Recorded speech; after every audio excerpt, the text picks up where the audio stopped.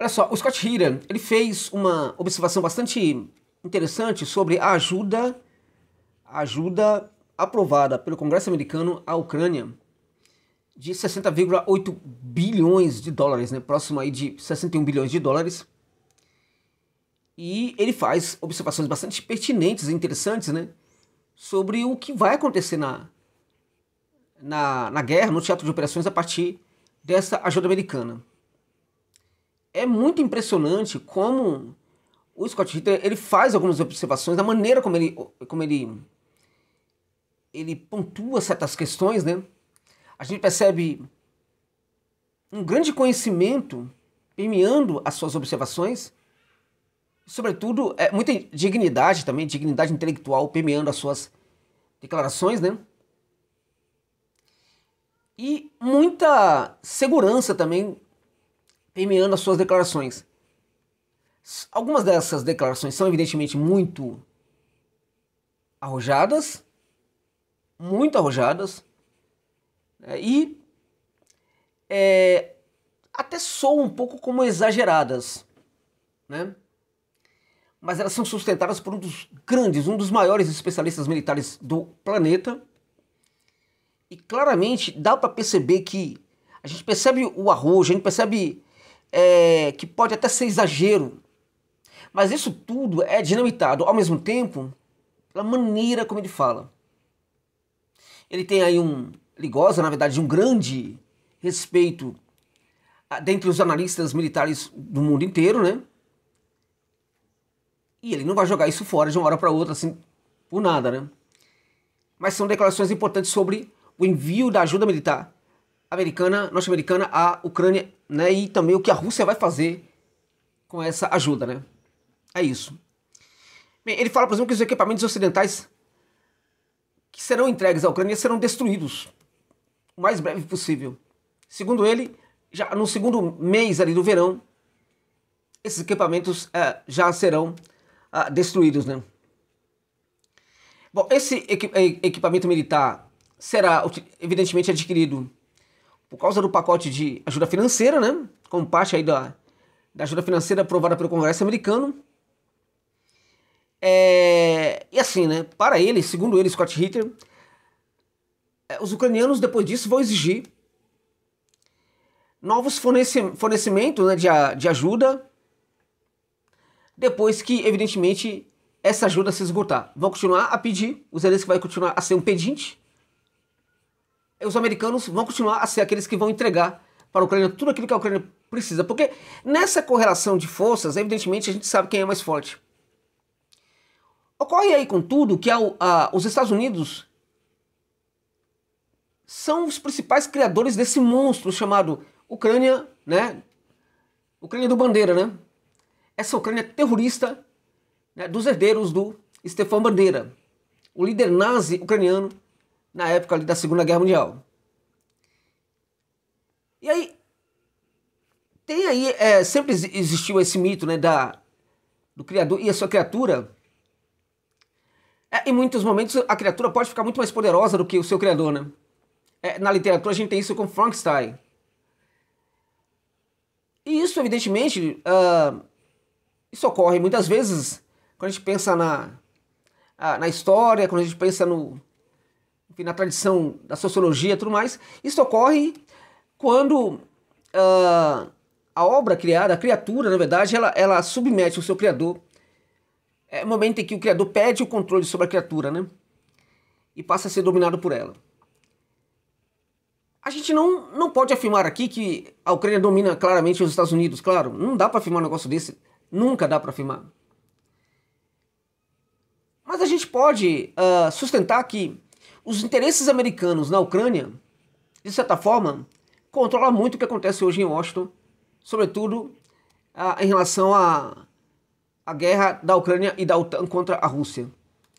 Então, os interesses americanos na Ucrânia dominam muito já, né, os próprios criadores desses interesses, né, que estão em Washington, e vamos combinar não somente no gabinete de poder, do poder, mas fora dele também, né, até porque nos Estados Unidos o próprio gabinete presidencial também é dominado, né, por outras forças que estão presentes na sociedade norte-americana, né? Ok? Então, existe uma relação dialética de dominância, mas negativa, né? Os Estados Unidos exercem sim, ainda um poder muito forte sobre Zelensky e o que representa Zelensky, né? A Ucrânia e o que representa a Ucrânia, mas também os Estados Unidos hoje, notadamente os democratas, também são controlados um pouco por tudo isso. Em razão disso, Scott Ritter fala, né, que quando essa ajuda terminar, os ucranianos baterão novamente as portas dos Estados Unidos e eles vão acatar, e o Congresso americano vai voltar, provavelmente, a nova ajuda, e essa destruição do Ocidente também se materializa através desse tipo de postura, né? E de prática aí, né? Você cria um monstro, o monstro fica muito poderoso, o monstro exige ser alimentado o tempo inteiro, e à medida que os seus criadores vão alimentando, vão perdendo consistência, vão perdendo força, né? Ok. Então ele fala que em julho, abrindo aspas aqui para o Scott Ritter, que é um dos maiores, como eu já falei, né? Em julho, quando o último equipamento militar comprado para a Ucrânia com fundos do Congresso será destruído pela Rússia, né? Não, voltando aqui, abrindo aspas novamente, né? Em julho, quando o último equipamento militar comprado para a Ucrânia com fundos do Congresso será destruído pela Rússia, né? E a Ucrânia terá de enterrar mais 100 mil soldados, né? Enquanto as tropas russas cercarem Kharkov e libertarem o Donbass, né? O restante do Donbass, né? Veremos, né? Enfim. Curioso, ele fala aí que em 100 mil ucranianos que podem morrer por causa dessa ajuda, né? Do que ele está falando aqui? Ele está falando de uma possível contra-ofensiva ucraniana. Então, na verdade, os Estados Unidos entrega, né? Sobretudo os democratas, mas também os republicanos ajudaram, né? Entrega essa ajuda para a Ucrânia também porque a Ucrânia vai tentar fazer uma contra-ofensiva, né? Uma nova contra-ofensiva para gerar uma propaganda positiva para a campanha de reeleição do Joe Biden. Entende? Interessante, né? Então, porque esses 100 mil ucranianos, evidentemente, eles vão cair se tiver uma contraofensiva. Eles vão cair se tiver essa contraofensiva ali da Ucrânia, embora, com o tempo, 100 mil vai ser realmente o número de ucranianos, um número que vai chegar, né? Porque toda semana tem aí 7 mil, 8 mil ucranianos que são eliminados do campo de batalha, mas não necessariamente 7 mil, 8 mil mortos, né? Mas uma contraofensiva pode entregar esse número rapidamente, né? Ele falou ainda, né, que a destruição desse pacote de ajuda militar, né, não significa, portanto, que os contribuintes americanos estão livres, mas pelo contrário, vão voltar a ajudar a Ucrânia no futuro. Aspas para ele novamente. Todos os guerreiros do teclado em ambos os lados do Atlântico que aplaudem a ação do Congresso dos Estados Unidos levantarão mais uma vez as suas vozes coletivas em alarme. Eles exigirão mais dólares dos contribuintes americanos, né? Eles, os ucranianos. E o Congresso dos Estados Unidos obedecerá até o último ucraniano. Aspas fechadas para o Scott Ritter, né? Recordemos que esse projeto, na verdade, de ajuda financeira, né, e assistência militar ao mesmo tempo, vai se converter numa compra de equipamentos militares dos Estados Unidos, né? Então é curioso, né? Porque assim, o Congresso americano retira dos contribuintes americanos muito dinheiro que poderia ser convertido em melhoras sociais, né? Para atenuar ou resolver problemas sociais graves que enfrentam hoje os Estados Unidos.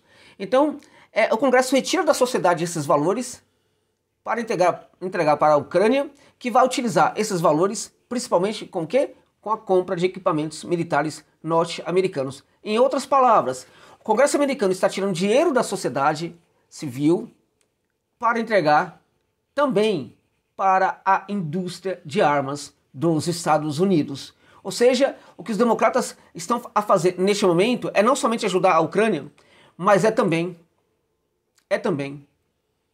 empoderar cada vez mais as bilionárias famílias norte-americanas ligadas à indústria das armas. É tirar dinheiro dos mais pobres para entregar para os mais ricos. É uma vergonha isso. Mas é também o que está acontecendo, é também o que está por trás dessa prática aí do Congresso, dos congressistas norte-americanos e voltando a dizer aqui, né? Não somente democratas, mas também muitos republicanos, né? Bem, o Scott Ritter, ele fala, portanto, que esses equipamentos serão destruídos. Ele fala, né, que ele é incrível, ele determina a data em que isso vai acontecer, assim como também 100 mil ucranianos que deverão ser eliminados, né, em virtude dessa... Porque se a Ucrânia tem muito mais armas, evidentemente que vai tentar essa contraofensiva. Mais ou menos a gente percebe que há este acordo aí entre Washington e Kiev neste momento, né.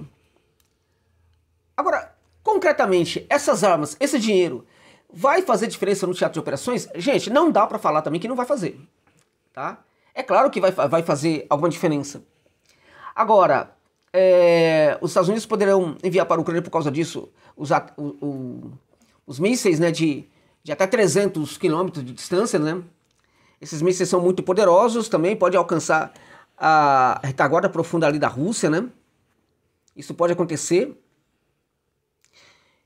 Muitos mísseis, muita munição será adquirida, né, pela Ucrânia também por causa disso, né? Atacames, mísseis Atacames poderão chegar. Os Estados Unidos os Estados Unidos possuem um bom número, né, um número muito significativo de Atacames, né? Caças F-16 da frota americana também muitos deles poderão ir para a Ucrânia, né? Claramente que esses caças saem da frota, vão para a Ucrânia vai pagar por eles, e evidentemente, né, que eles serão novamente comprados, né, para repor ali o estoque, né, junto à indústria das armas, né?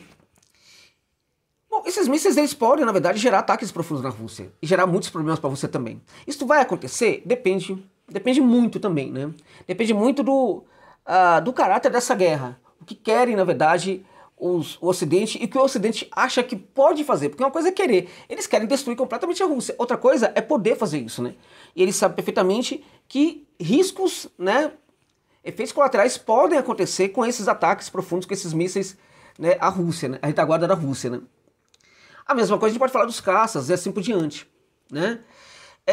Uma coisa é enviar esses mísseis para a Ucrânia, outra coisa é a Ucrânia utilizá-los o tempo inteiro. A gente percebe que a Ucrânia cada vez tem menos pudor em utilizar essas armas, né? Mas, né, tudo isso tem consequências, evidentemente, né?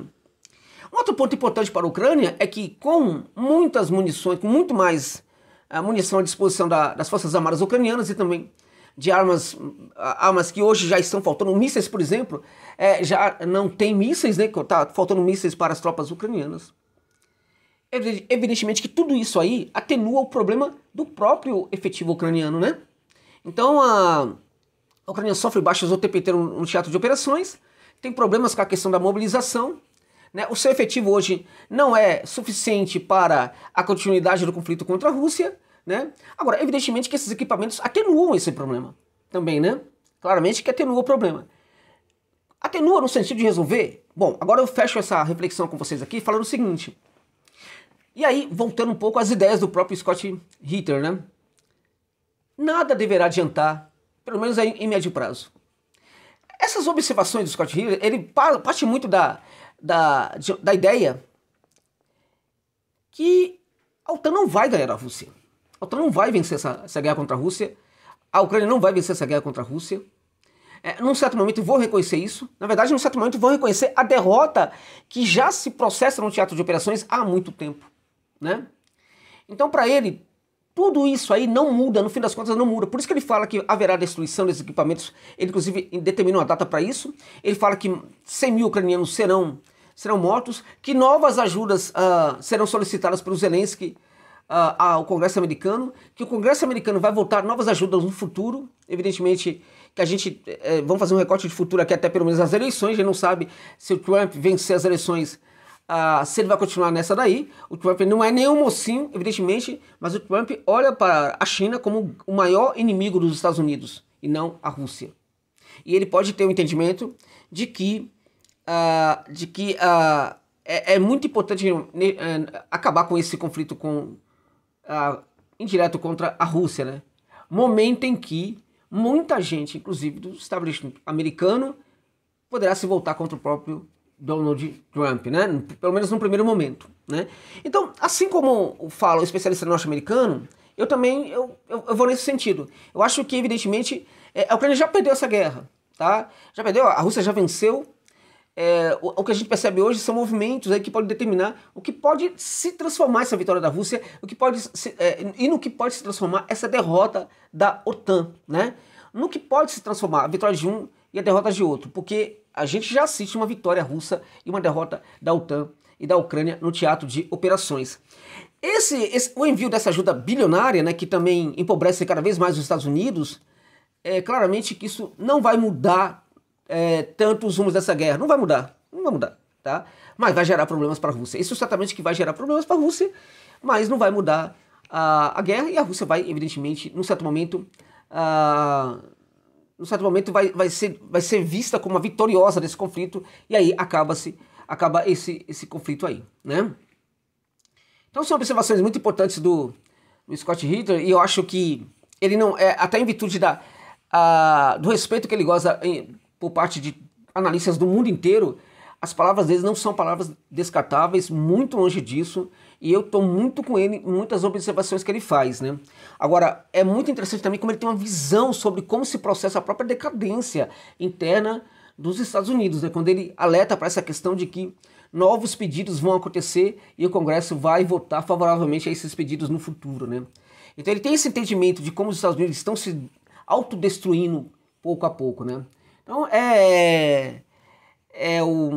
são observações muito bacanas, muito legais assim, porque são muito profundas, né? Eu assino embaixo do que fala o Scott Ritter. Eu sinceramente não tenho condições de bancar datas como ele o faz, né? Mesmo admirando, eu não posso afirmar que sim, vai acontecer em julho, porque o Scott Ritter falou isso, não tenho condição para isso, evidentemente, mas estou muito com ele em várias coisas que ele fala aí, e acho que sim, a Rússia já venceu essa guerra. O que se disputa hoje é o tamanho da derrota e o tamanho da vitória, o tamanho da derrota para a OTAN lá no teatro de operações, e o tamanho da vitória da Rússia também lá no teatro de operações. Tá bom, gente? É isso.